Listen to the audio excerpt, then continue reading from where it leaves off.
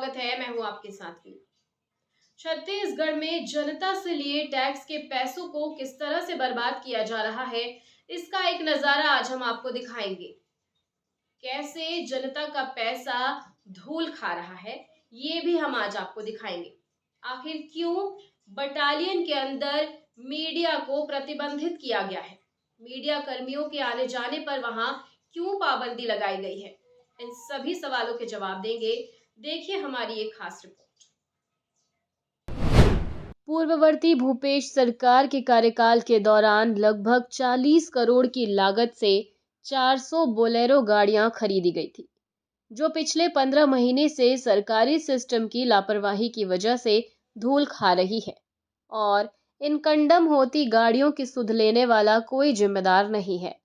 शायद यही कारण है कि आज मीडिया कर्मियों का अमलेश्वर स्थित इस बटालियन में जाना मना है। तत्कालीन कांग्रेस सरकार ने छत्तीसगढ़ में विधानसभा चुनाव से पहले डायल 112 को राज्य के कई जिलों में शुरू करने के लिए 400 बोलेरो गाड़ियां खरीदी थी। फिलहाल डायल 112 छत्तीसगढ़ के 34 में से 11 जिलों में संचालित हो रही है, लेकिन अन्य 22 जिलों में इमरजेंसी सर्विस डायल 112 शुरू करने के लिए 40 करोड़ में खरीदी गई गाड़ियां पिछले 15 महीने से रायपुर के पास अमलेश्वर स्थित 3री बटालियन के मैदान में ताले में बंद है।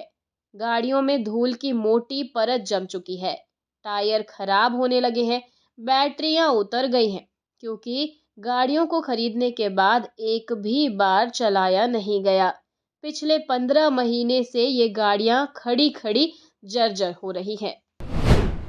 इस वक्त हम मौजूद हैं अमलेश्वर स्थित इस बटालियन के सामने और आज हम आपको बताएंगे कि जनता के पैसों का किस तरीके से इस्तेमाल छत्तीसगढ़ में किया जा रहा है।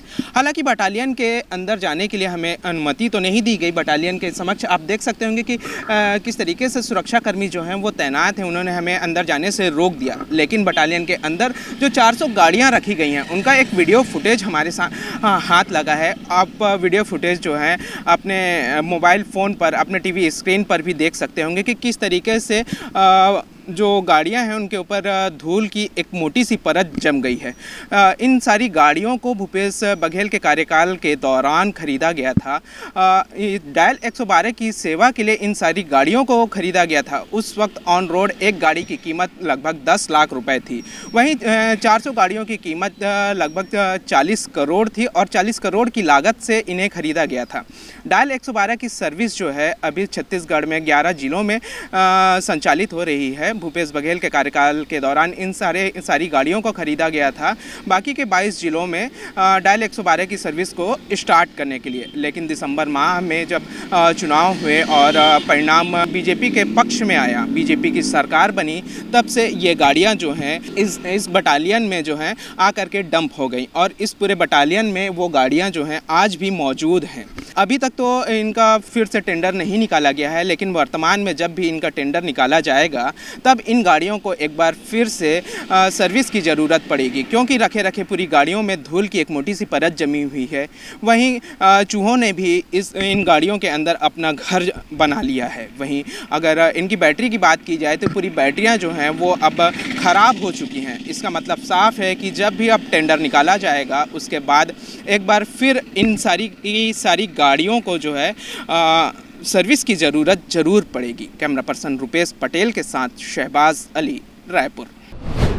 400 नहीं भाई, 40 करोड़ की लागत में खरीदा गया था। 400 ही गाड़ी।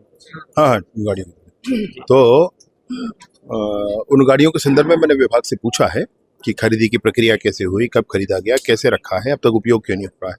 मैं सोचता हूँ कि शीघ्र ही इसका जवाब आएगा।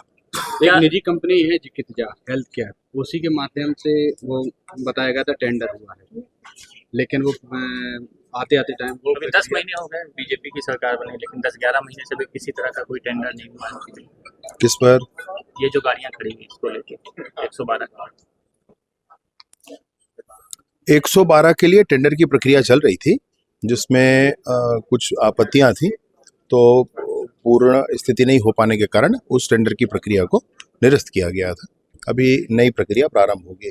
कोई PSU हो उसके माध्यम से या किसी अन्य माध्यम से टेंडर के माध्यम से प्रक्रिया जल्द पूर्ण की जाएगी। अभी क्या लगता है कि अभी जो 112 गाड़ियां चल रही हैं टाटा सूमो, वो भी काफी जर्जर हो चुकी हैं, इन गाड़ियों का उपयोग वहां भी किया जा सकता इसकी रिपोर्ट आ जाए, फिर एक बार समीक्षा करवाएंगे सबकी, रिपोर्ट आ जाए। देखिए, मुझे लगता है कि अगर सरकार ने अगर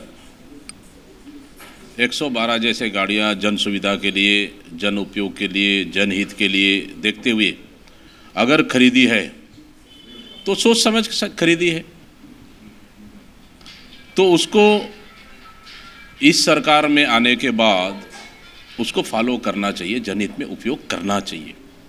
लेकिन सरकार की माली हालत इतनी खराब है, सरकार की वित्तीय स्थिति इतनी खराब है, क्या गाड़ियां चलाने के लिए डीजल के लिए पैसा नहीं है क्या? क्या गाड़ियां चलाने के लिए ड्राइवर के लिए पैसा नहीं है क्या? मैं पूछना चाहता हूं इस सरकार से, आखिर 37,000 करोड़ रुपए कहाँ गया?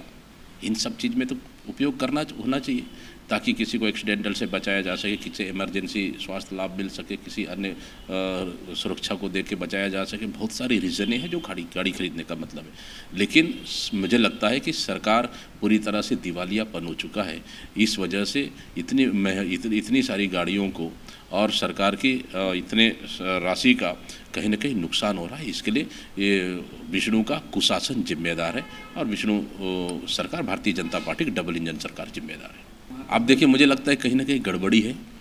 आखिर 1 साल हो गया गाड़ी खरीदी हुई, आखिर उसको ऑन रोड क्यों नहीं ले पा रही है?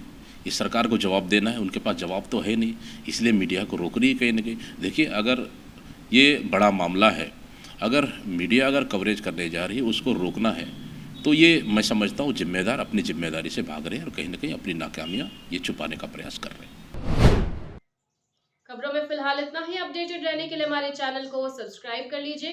नई खबरों की नोटिफिकेशन के लिए बेल आइकन जरूर दबाइए। नमस्कार।